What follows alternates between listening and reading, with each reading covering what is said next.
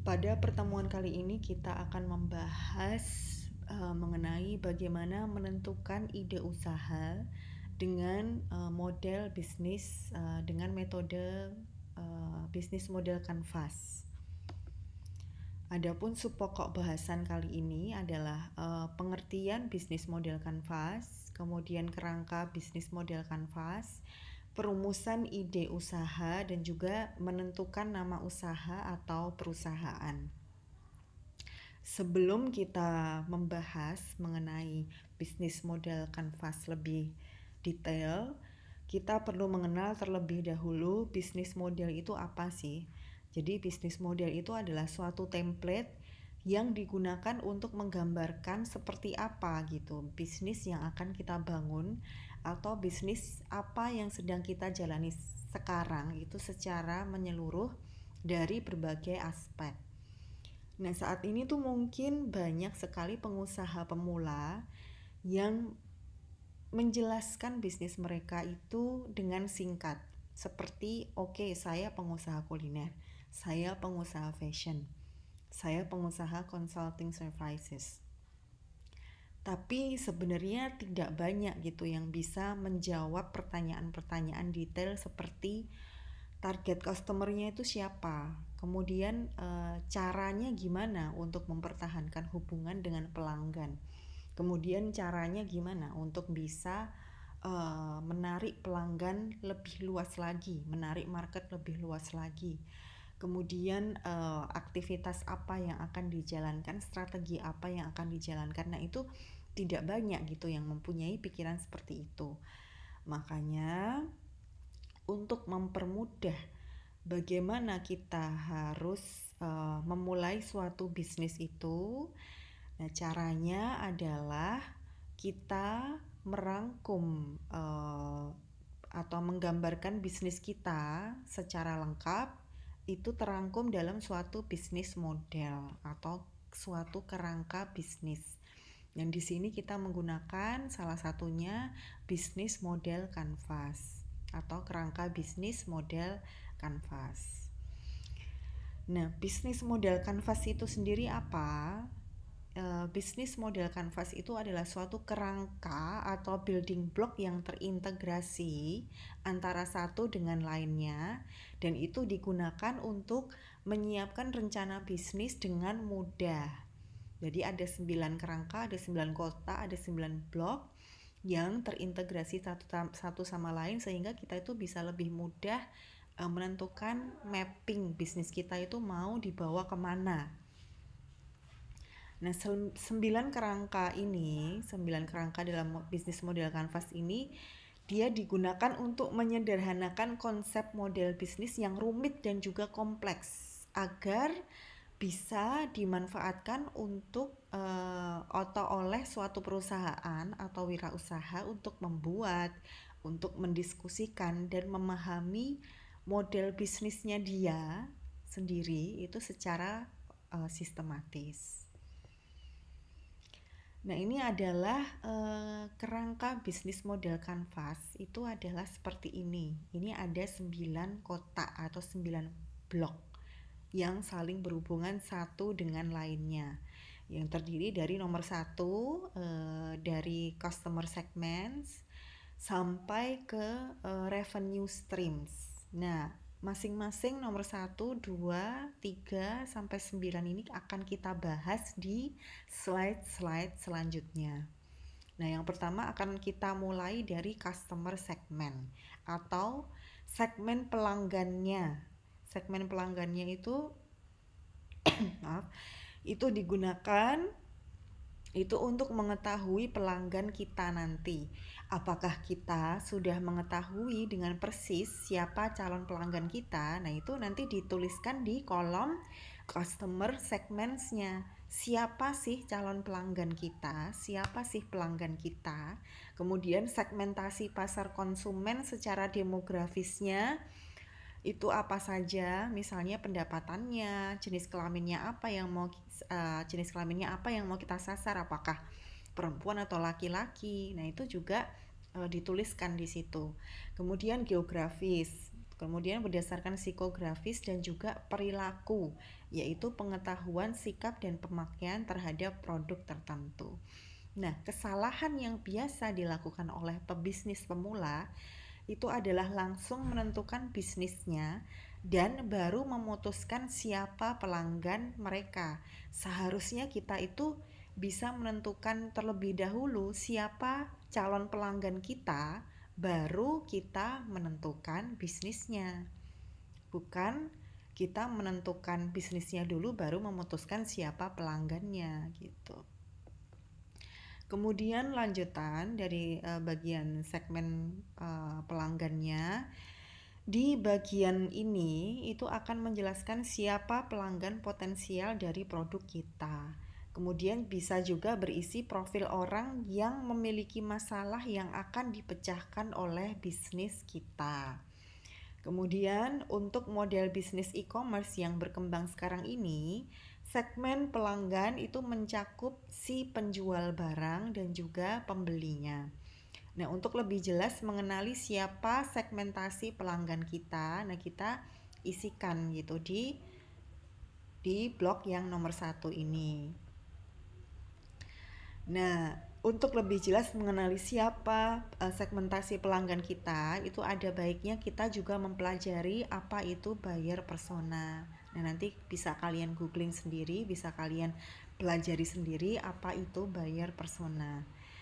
Kemudian lanjutannya, jenis segmentasi pasar itu ada 3, yaitu adalah pemasaran massal, segmen, dan juga ceruk atau niche market. Nah, kalau pemasaran massal itu pendekatan segmentasinya yang tidak membagi pasar sama sekali.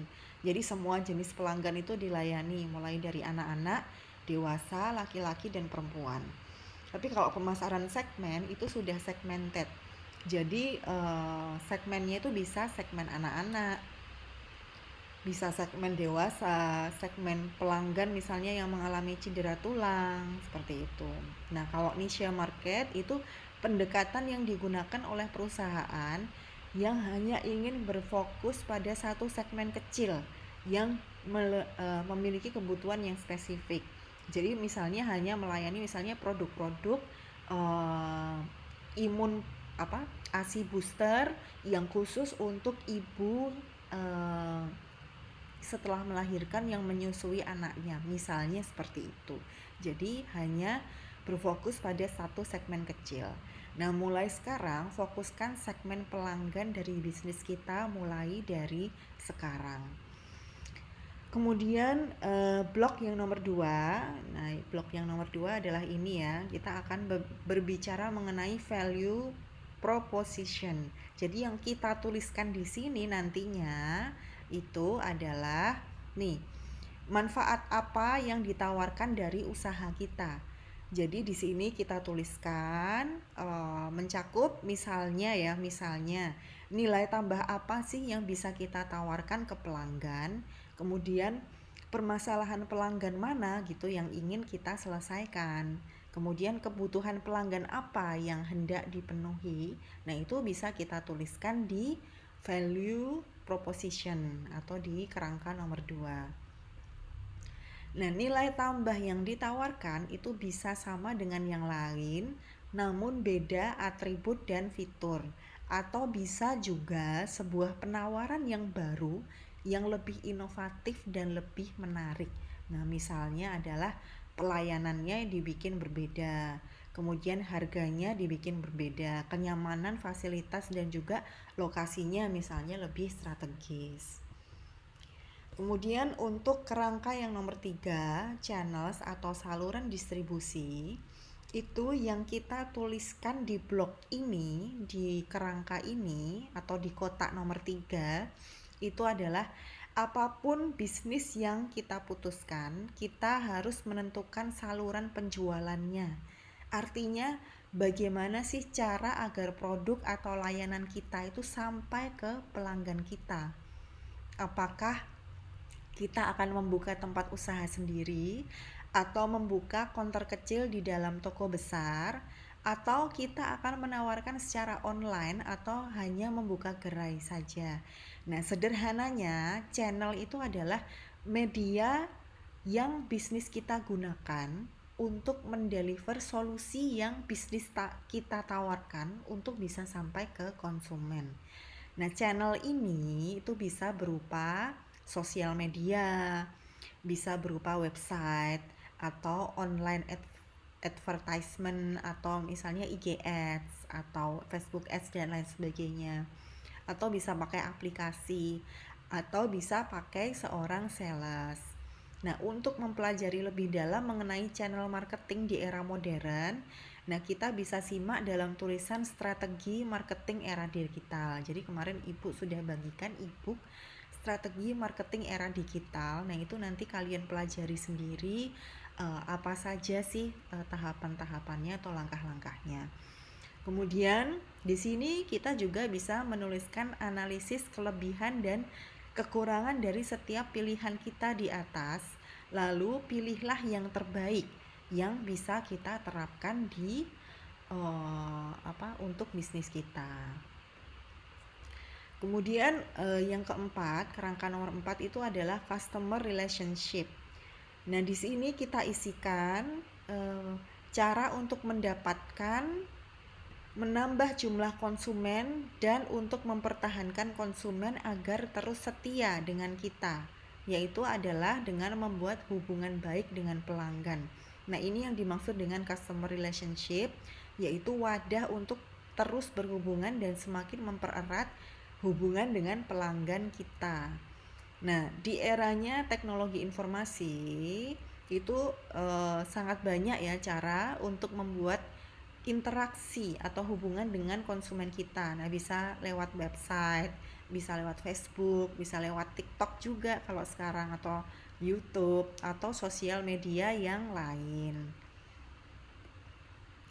Kemudian yang kelima itu adalah key partners. Nah, yang kita isikan di kolom tersebut itu gambarannya, untuk bisa berjalan dengan baik itu tidak ada usaha yang bisa berjalan tanpa adanya kerjasama dengan pihak lain.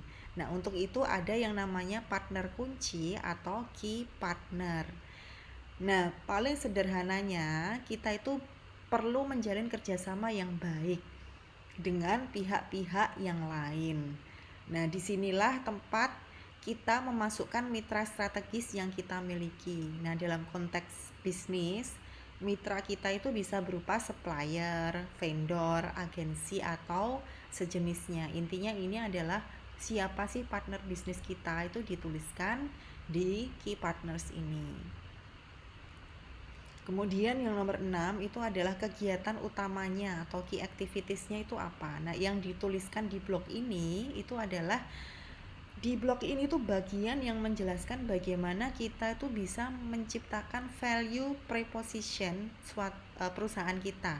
Nah, jadi jika bisnis kita itu adalah berdasarkan produk, maka inovasi teknologi dalam proses pembuatan produk itu bisa menjadi key activitiesnya kita.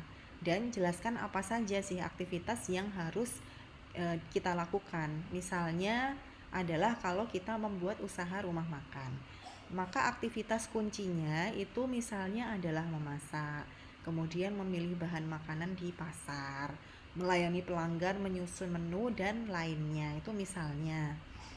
Kemudian yang nomor 7 adalah key resources atau sumber daya utama. Nah, yang kita tuliskan di blog atau di kerangka atau di kotak ini, itu maksudnya sumber daya utama itu merupakan kolom yang akan menjelaskan aset strategis perusahaan. Nah, aset ini bisa berupa bahan baku produk, infrastruktur yang dibutuhkan, dan juga semacamnya. Jadi contohnya misalnya bisnis rumah makan, jadi memerlukan tukang masak atau koki yang menjadi sumber daya kita yang utama. Nah, kita perlu uang untuk modal, tempat, resep, sistem, dan sebagainya. Jadi key resources itu pada dasarnya adalah modal. Namun kita harus ingat, modal itu tidak hanya uang saja.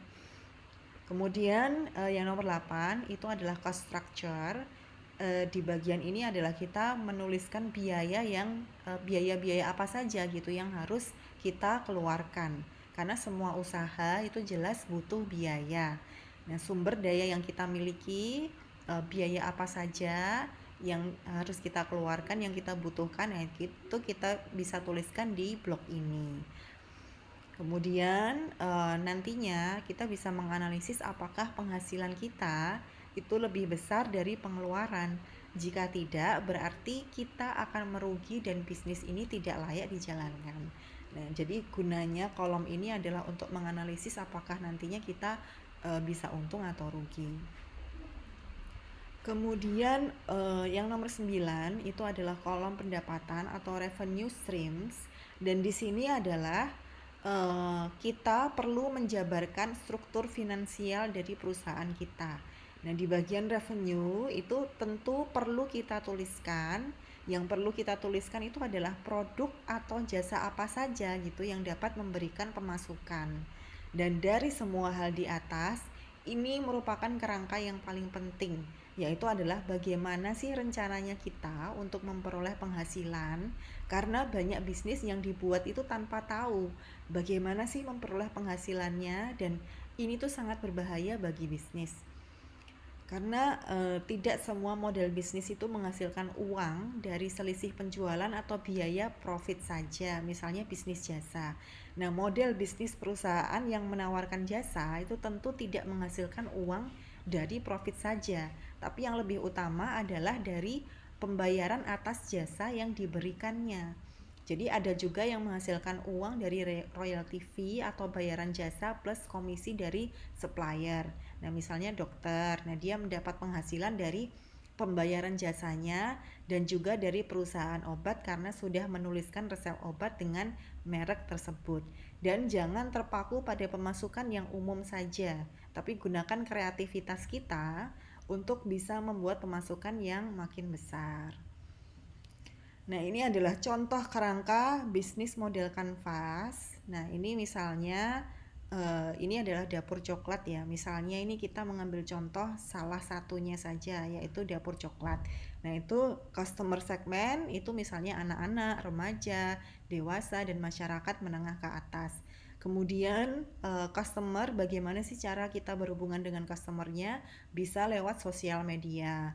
Kemudian manfaat apa yang bisa kita tawarkan ke masyarakat atau ke pelanggan kita? Nah, itu keunggulannya misalnya konsep dapur coklatnya itu menarik perhatian customer. Kemudian ada macam-macam jenis coklat. Kemudian pelayanannya baik, ramah, harganya sesuai.